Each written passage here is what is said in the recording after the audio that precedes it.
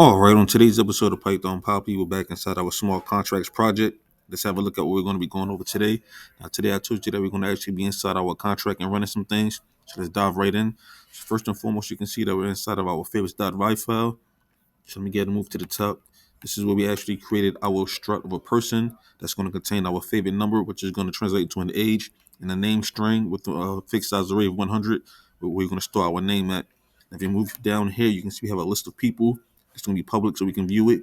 We're going to pass in as a parameter person, which is the strut we just created, and it's going to be a fixed size array of 5, meaning we can add 5 people with 5 ages and 5 names.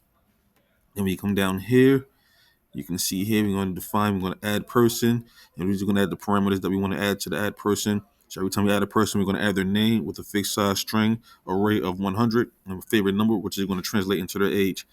Then we come over here to the deploy favorites.py file, like I showed you yesterday.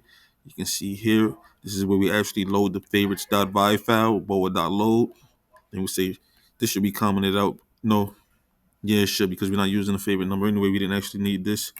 So I can just do that really quickly. Comment that out.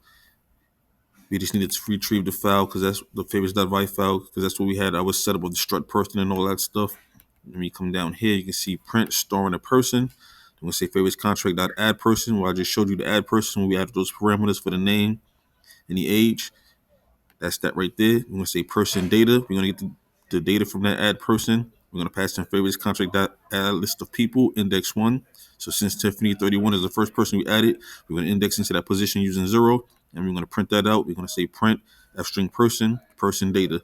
And you can see here we actually ran it, so you can see this is our transaction that was broadcasted. So this is the broadcast transaction here. This is where it came from. It was mined in, and this is where the contract was deployed to. And you can see we have store on a person. Then it does some more broadcasting and transaction. And you can see here we have our list of people. And the favorite number is 31 for the age. Name equals Tiffany. Basically, that's how we go from storing just simple numbers to actually storing information of a person that we want to store. And it could be many other things, but we just kept it at the person for now. Just letting you know it could be versatile. We don't have to stick to storing just numbers. We can store pretty much anything we want. So basically, that's that. Like I said, we did finish the other module yesterday, so we're going to be moving on to a new section of the module. So stay tuned for that. But of course, I will keep you posted every step of the way. For now, this is the Python Papi. You guys stay Gucci.